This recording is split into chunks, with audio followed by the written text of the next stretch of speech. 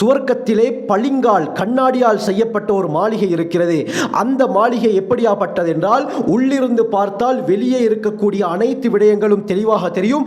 வெளியிலிருந்து பார்த்தால் அந்த பளிங்கு மாளிகைக்குள்ளால் இருக்கக்கூடிய எல்லா வஸ்துக்களும் தெளிவாக தெரியும். இப்படியாப்பட்ட சுவர்க்கத்தை 4 கூட்டத்தார் தான் அடைவார்கள் என்று ஸல்லல்லாஹு அலைஹி வஸல்லம் சொன்னார்கள். அந்த 4 கூட்டத்தினர் யார், இந்த சுவர்க்கம் எப்படியாப்பட்டது என்ற எல்லா விடயத்தையும் தெளிவாக இந்த பதிவிலே பார்ப்போம்.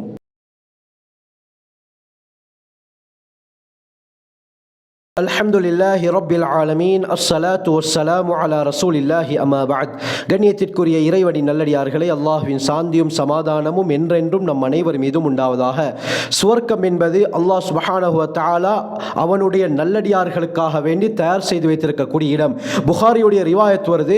அபூ ஹுரைரா ரலியல்லாஹு அன்ஹு அறிவிக்கிறாங்க, ரசூலுல்லாஹி ஸல்லல்லாஹு அலைஹி வஸல்லம் அவர்கள் சொன்னார்கள், அல்லாஹ் கூறுகிறான், அஅதத்து லிஇபாதியஸ் ஸாலிஹீன், என்னுடைய சாலிஹான அடியார்களுக்காக வேண்டி நான் தயார் செய்து வைத்திருக்கிறேன். எப்படியாப்பட்ட இடம் தெரியுமா?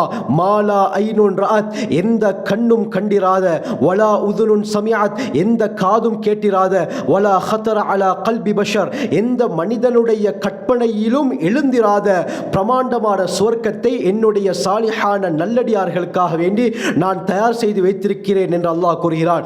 கண்ணியமானவர்களே, சுவர்க்கத்தை பற்றி நாங்கள் எந்த அளவுக்கு கற்பனை செய்தாலும் அந்த கற்பனைக்கு அப்பால் பட்டது தான் அந்த சுவர்க்கம். கண்ணியமானவர்களே, கற்பனையால் கூட அந்த சுவர்க்கத்தை யோசித்து பார்க்க முடியாது என்று சொன்னால் எப்படியாப்பட்ட ஒரு ஆச்சரியமான இன்பங்கள் நிறைந்த இடமாக இருக்கும். ஏற்கனவே பல பதிவுகளில் இந்த சுவர்க்கத்தை பற்றி நான் பேசியிருக்கிறேன். அந்த பதிவுகளை பார்க்காத சகோதரர்கள் அதனுடைய லிங்க் நான் கீழே டிஸ்கிரிப்ஷன் பாக்ஸ் மேலே ஐ பட்டன் எண்ட் ஸ்கிரீனில் தருகிறேன்.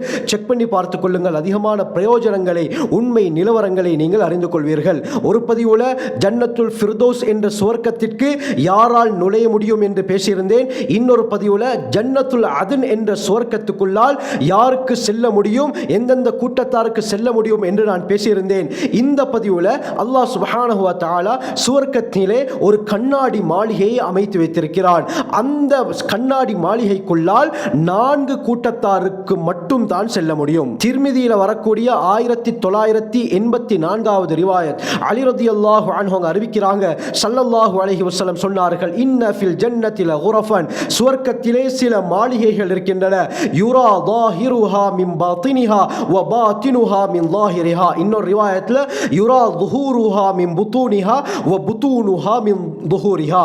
அந்த கண்ணாடி மாளிகை எப்படியாப்பட்டது என்று சொன்னால், உள்ளிருந்து பார்த்தால் வெளியே விளங்கும், வெளியிலிருந்து பார்த்தால் உள்ளால் இருக்கக்கூடியவைகள் விளங்கும். இப்படியாப்பட்ட கண்ணாடியால் பளிங்கால் செய்யப்பட்ட மாளிகையை அல்லாஹ் சுவர்க்கத்திலே அமைத்து வைத்திருக்கிறான். உடனே ஒரு கிராமப்புற அரபி ஸல்லல்லாஹு அலைஹி வஸல்லம் அவர்கள்ட்ட கேட்கிறாங்க, லிமன் ஹிய யா ரசூலல்லாஹ், அல்லாஹ்வின் தூதரே, இந்த பளிங்கால் செய்யப்பட்ட இந்த கண்ணாடி மாளிகையை அல்லாஹ் யாருக்கு வைத்திருக்கிறான்? ஸல்லல்லாஹு அலைஹி வஸல்லம் அவர்கள் 4 கூட்டத்தாரை சொன்னார்கள். இந்த 4 பேருக்குத்தான் இந்த பளிங்கால் கண்ணாடியால் செய்யப்பட்ட மாளிகை. அது யாரு? முதலாவது சொன்னார்கள், லிமன் அத்தாபல் கலாம், யாரு நளினமான முறையிலே பேச்சை அமைத்து கொண்டாரோ. கண்ணியமானவர்களே, பேசும் பொழுதே எதிரிலே இருக்கக்கூடியவர்கள் சொல்வார்கள், இவர் பேசும் பொழுது எங்களுடைய உள்ளங்கள் எல்லாம் அப்படியே கரைந்து விடுவது போல இருக்கிறது. இந்த அளவுக்கு நளினமான முறையில், சொஃப்டான முறையிலே பேசக்கூடியவர், கடினமான முறையில் பேசாதவர். கண்ணியமானவர்களே, கடினமான முறையில் தூசணமான வார்த்தைகளை பேசுவது நயவஞ்சர்களுடைய தன்மை என்று ஸல்லல்லாஹு அலைஹி வஸல்லம் சொல்லியிருக்கிறார்கள். ரசூலுல்லாஹி ஸல்லல்லாஹு அலைஹி வஸல்லம் அவர்களுடைய பேச்சு எப்படி இருந்தது? ஆயிஷா ரலியல்லாஹு அன்ஹா அறிவிக்கிறாங்க, புகாரியுடைய ரிவாயத் வருது, ஸல்லல்லாஹு அலைஹி வஸல்லம் அவர்கள் லம் யகுன் ஃபாஹிஷன் வலா முத்தஃபஹிஷன் வலா ஸஹாபன் பில் அஸ்வாக். திர்மிதி ஷமாயில்லையும் வருது என்ன, ஸல்லல்லாஹு அலைஹி வஸல்லம் அவர்கள் தானாக இயற்கையாகவே கெட்டவராக இருக்கவில்லை. வலா முத்தஃபஹிஷன், நபி ஸல்லல்லாஹு அலைஹி வஸல்லம் அவர்கள் எந்த சந்தர்ப்பத்திலும் தூசண வார்த்தைகள், கெட்ட வார்த்தைகள் பேசியது கிடையாது. சிலர் இருக்கிறார்கள், அவர்களுடைய இயற்கையை, அவர்கள் பேச ஆரம்பித்தாலே கடினமான கெட்ட தூசண வார்த்தைகள் தான் வெளிப்படும். இன்னும் சிலர் இருக்கிறார்கள், அவர்கள் நளினமான முறையில் தான் பேசுவார்கள், ஆனால் கோபம் தலை கடித்ததற்கு பிறகு அவர் தூசண வார்த்தைகளை அதிகமாக உபயோகிக்க ஆரம்பிப்பார். கஷ்டப்பட்டு தூசண வார்த்தைகளை, கெட்ட வார்த்தைகளை பேசுவார். நபி ஸல்லல்லாஹு அலைஹி வஸல்லம் அவர்களுடைய தன்மையை பற்றி ஆயிஷா நாயகி சொல்றாங்க, ஸல்லல்லாஹு அலைஹி வஸல்லம் அவர்கள் இயல்பிலேயே கெட்ட தூசண வார்த்தைகள் பேசவும் இல்லை. நபி அவர்கள் கோபப்பட்டாலும் இந்த வார்த்தைகளை ஸல்லல்லாஹு அலைஹி வஸல்லம் பேசியதும் கிடையாது. வலா சஹாபன் ஃபில் அஸ்வாக், கடை தெருக்களில் சப்தமிட்டு பேசக்கூடியவராக, கூச்சலிடக்கூடியவர்களாகவும் ஸல்லல்லாஹு அலைஹி வஸல்லம் அவர்கள் இருக்கவில்லை என்று ஆயிஷா ரலியல்லாஹு அன்ஹா சொல்றாங்க. கண்ணியமானவர்களே, அப்ப முதலாவது குவாலிஃபிகேஷன் என்ன? சாஃப்டான முறையில் பேசுவார். இரண்டாவது அதாமஸ்யாம், தொடர்ச்சியாக நோன்பு பிடிப்பவர். ஃபர்லான நோன்பு அல்லாமல் சுன்னத்தான நோன்புகள் இருக்கின்றன. இந்த உம்மத்துக்கு ஸல்லல்லாஹு அலைஹி வஸல்லம் எத்தனையோ சுன்னத்தான நோன்புகளை காட்டி தந்திருக்கிறார்கள். கிழமை எடுத்துக்கொண்டால் ஒவ்வொரு கிழமை, திங்கக்கிழமையும் வியாழக்கிழமையும் நோன்பு பிடிப்பது சுன்னத்து. மாதத்தை எடுத்துக்கொண்டால் ஐயாமுல் பீதுடைய பிறை 13, 14, 15வது தினங்களிலே நோன்பு பிடிப்பது சுன்னத்து. வருடத்தை எடுத்துக்கொண்டால் முஹர்ரம் மாதம் 9வது நாள், 10வது நாள் அல்லது 10, 11 தாசுஆ, ஆஷுராவுடைய நோன்பு பிடிப்பது சுன்னத்து. அதற்கு பிறகு கண்ணியமானவர்களே, அரஃபாவுடைய நோன்பு துல்ஹிஜ்ஜாவுடைய 9வது நாள் பிடிப்பது சுன்னத்து. அதற்கு பிறகு நோன்பு பெருநாளுக்கு அடுத்து வரக்கூடிய 6 நாட்களுடைய நோன்பு பிடிப்பது சுன்னத்து. இப்படி வருடங்களிலே பல நாட்கள் நோன்பு பிடிப்பது சுன்னத்தாக இருக்கிறது. அடுத்தது தாவூத் அலைஹிஸ்ஸலாம் அவர்களுடைய நோன்பை பற்றியும் ஸல்லல்லாஹு அலைஹி வஸல்லம் சொன்னார்கள். ஒரு நாள் நோன்பு பிடிப்பார்கள், மறுநாள் விடுவார்கள், அதற்கு பிறகு அடுத்த நாள் நோன்பு பிடிப்பார்கள். இது தான் சிறந்த நோன்பு என்பதாகவும் ஸல்லல்லாஹு அலைஹி வஸல்லம் சொல்லியிருக்கிறார்கள். இப்படி யார் தொடர்ச்சியாக நோன்புகளை பிடித்து வருகிறாரோ இவருக்கு இந்த பளிங்கால் செய்யப்பட்ட மாளிகையை அல்லாஹ் கொடுக்கிறான். மூன்றாவது ஸல்லல்லாஹு அலைஹி வஸல்லம் சொன்னார்கள், அடுத்த குவாலிஃபிகேஷன் என்ன? ஸல்லல்லாஹு அலைஹி வஸல்லம் சொன்னார்கள், வஅத்அமத் தஆம், பசித்தவருக்கு உணவளிப்பது.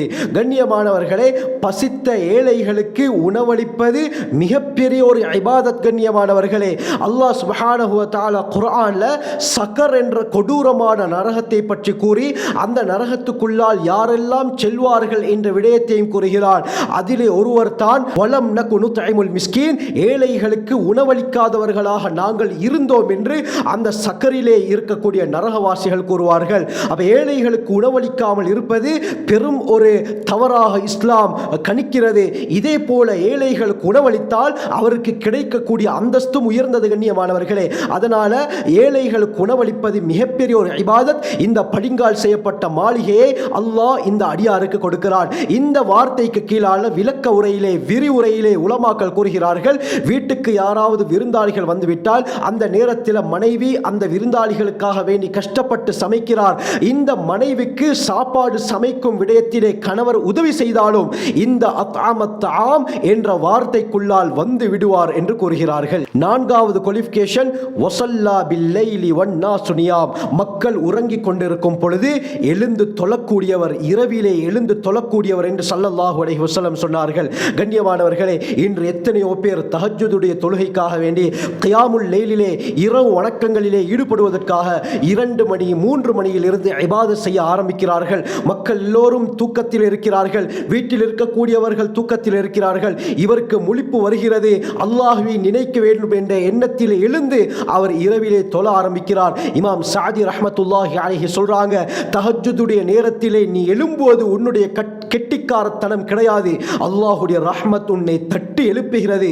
அல்லாஹ்வுடைய ரஹ்மத் எவருக்கு இருக்கிறதோ அவருக்கு மட்டும் தான் இந்த தஹஜ்ஜுடைய தொழுகையை தொழக்கூடிய பாக்கியத்தை அல்லாஹ் கொடுக்கிறான். காரணம் என்ன? கண்ணியமானவர்களே, சஹீஹ் முஸ்லிமுடைய ரிவாயத், தஹஜ்ஜுடைய நேரத்தில் தான் அல்லாஹ்வுடைய உதவி முதலாவது வானத்துக்கு வருகிறது. அல்லாஹ் கேட்கிறான் அடியார்களை பார்த்து, ஹல் மின் தாஇன் ஃபஉஜீபலா, என்னை அழைக்கக்கூடியவர்கள் யாரும் இல்லையா, அவருக்கு பதிலளிப்பதற்கு நான் தயார். ஹல் மின் சாயிலின் ஃபஉஅதியலா, என்னிடத்திலே கேட்பவர்கள் யாரும் இல்லையா, அவருக்கு கொடுப்பதற்கு நான் தயார். ஹல் மின் முஸ்தக்ஃபிரின் ஃபஅக்ஃபிரலா, என்னிடத்திலே பாவ மன்னிப்பு தேடுபவர் யாரும் இல்லையா, அவருடைய பாவங்களை மன்னிப்பதற்கு நான் தயார் என்று அல்லாஹ் அந்த நேரத்திலே அடியார்களுடைய துஆக்கு பதிலளிப்பதற்காக வேண்டி எதிர்பார்த்து கொண்டிருக்கிறார். இந்த சந்தர்ப்பத்திலே எழுந்து அழகான முறையிலே வுது செய்து தொழுது அல்லாஹ்விடத்திலே கேட்டால் அந்த துஆ கபூலாகுமா ஆகாதா? கண்ணியமானவர்களே, 100% அந்த துஆவை அல்லாஹ் கபூல் செய்கிறான். காரணம் என்ன? அப்படியாப்பட்ட பொறுமதியான நேரம் அல்லாஹ் அடியார்கள் கேட்கக்கூடிய துஆவுக்கு பதிலளிக்க எதிர்பார்த்து கொண்டிருக்கிறார். நிச்சயமாக துஆ கபூலாகும். அதனால இந்த 4 குவாலிஃபிகேஷன் யாரிடத்தில் இருக்கிறதோ இவர் தான் அந்த சுவர்க்கத்தை பளிங்கால் செய்யப்பட்ட மாளிகையை அடைவார் என்று ஸல்லல்லாஹு அலைஹி வஸல்லம் சொன்னார்கள். ஆகவே அல்லாஹ் சுப்ஹானஹு வ தஆலா எங்களையும் எங்களுடைய குடும்பத்தாரையும் பூரா உலக முஸ்லிம்களையும் இந்த சுவர்க்கத்தை அடையக்கூடிய கூட்டத்திலே சேர்த்தருள்வானாக. ஜஸாக்குமுல்லாஹு கைர். வாஹிரு தஅவானா அல்ஹம்துலில்லாஹி ரப்பில் ஆலமீன்.